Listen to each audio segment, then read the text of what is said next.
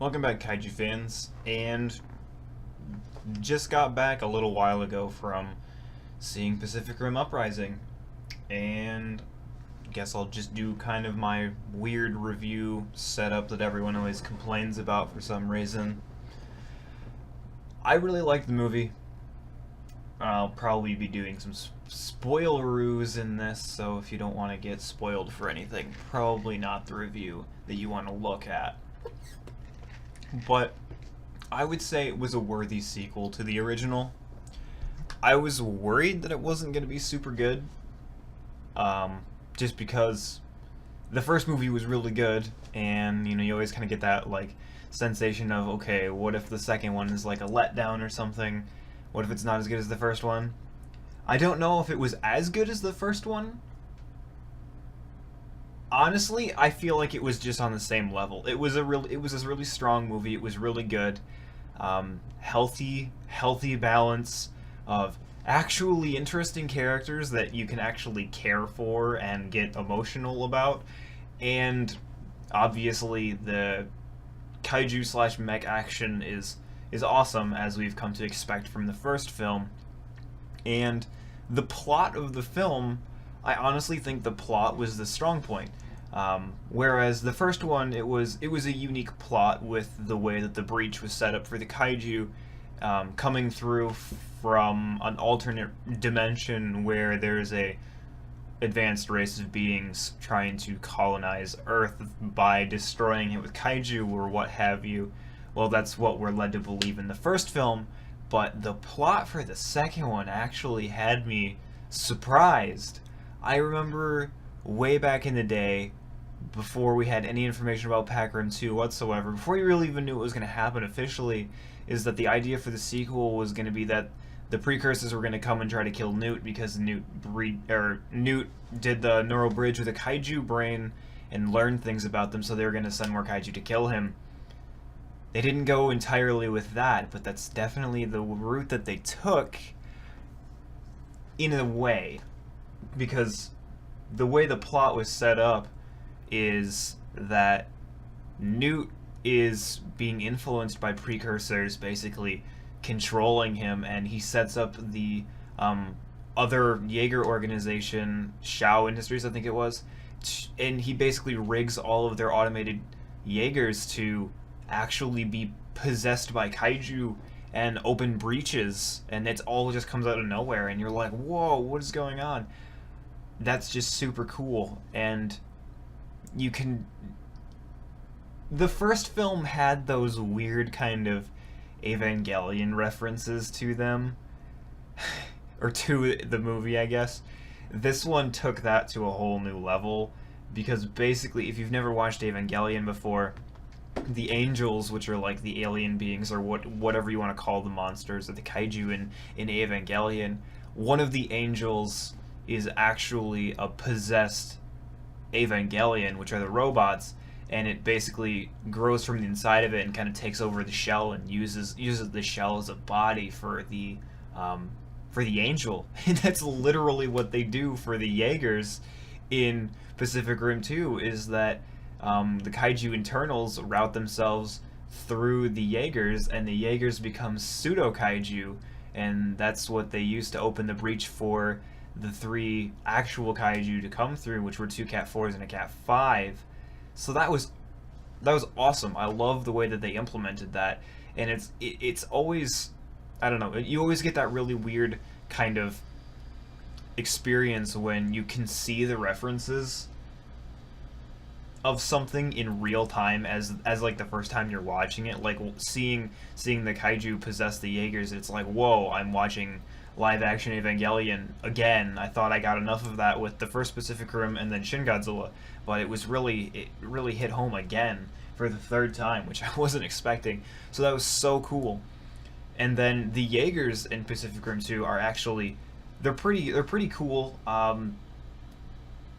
They feel a little different, not because they're like a different generation of Jaeger or anything. They just don't feel the same as they did in the first movie.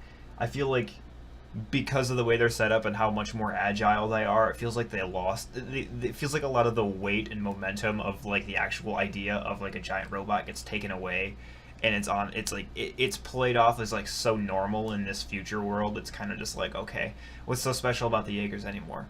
Not a ton, but they're unique. Gypsy Avenger is literally the same thing that Gypsy Danger was. The only thing that's different is it has a gravity sling thing, which is okay. It was like the weirdest weapon, but it was literally just Gypsy Danger again. So there wasn't much change there.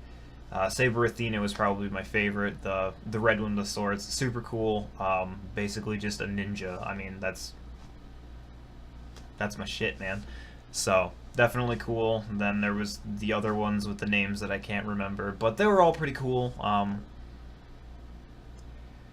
The one thing that kind of bothered me about the ending with the Jaegers, though, is that all the cadets that literally couldn't pilot Jaegers are the ones that end up piloting Jaegers, like they've been doing it for years at the end of the film with like no issues whatsoever. It's like these people literally couldn't even weren't even drift compatible 5 minutes ago, but now they're just like perfect Jaeger pilots. It's like, okay, I understand there's a dire situation and they have to step up to the plate because all the other pilots are dead, but I mean, come on. Where did they get that ability? Obsidian Fury, the mystery Jaeger, the black one with the red swords. I thought Obsidian Fury was super cool. There was literally actually no explanation of where it comes from in the end, though, because it was never specified that it was a production of Shao Industries under Newt's secret kaiju takeover initiative. It just showed up and nobody knew where it was from. And it's like, okay, it had to have been manufactured somewhere. Newt didn't build this Jaeger by himself in a garage somewhere. So that was the only problem that I had with like the explanation of the Jaegers, is where did Obsidian Fury come from? Just boop, there it is. So yeah. The kaiju, the three that actually show up, 3/4, they're unique. They're given more of a personality than the kaiju from the first film, except maybe Otachi, because everybody loves Otachi. But Raijin, and they were sweet. I mean, they all had pretty unique abilities and unique appearances. And then there was the unnamed Mega Kaiju, I don't know, I guess you would call it a Category 6, the combo of all of them. That was pretty cool. He was, obviously indestructible. I wasn't expecting the pilots to actually die in the final fights, so that was kind of shocking that the little cadets that they hyped up were actually dying. So hey, cool. Story development. They weren't afraid to hurt people's feelings by killing off preteens. Whatever. What else was there? The human characters actually didn't suck. I actually enjoyed them a lot. There was only 3 returning characters from their first film, which were Newt, Herman, and Mako Mori. All pretty unique with the way they're set up. So, I had attachments to them before. Newt was my favorite character, so it was really weird having him become a villain in this film. I was like, whoa, Newt's a villain! Herman, and Mako was not in the film very long because she was set up as a plot device, which I figured she would be. Literally a plot device just to get Jake Pentecost to have a motivation to stay in the Pan-Pacific Corps by her getting killed by Obsidian Fury. So I knew that was coming when she was hardly in the trailers whatsoever. Like, okay, Mako's in this film, but she's not in this film, so she's going to die in the beginning, like Bryan Cranston in 2014. So there's that. Jake is actually way more of a convincing character than I feel like Riley was in the first film. I loved Riley in the first film. He was super cool. But Jake actually has more of, like, motivation. I guess that's the way I would put it in this one. Shoot, what was the girl's name? I can't remember, but the other main character, the girl, yeah, actually developed well. All the characters that were important were developed to the point where they weren't boring, and they were actually relatively interesting. You didn't get too much of them, so that was awesome. I'm glad that Legendary handled the characters the way they did. So, awesome stuff there. The film also did a good job explaining things in the past that weren't always super clear. Like, the way the Precursors actually intended to take over the world in the first film with just kaiju attacks seemed kind of odd because it's a super inefficient way of killing people.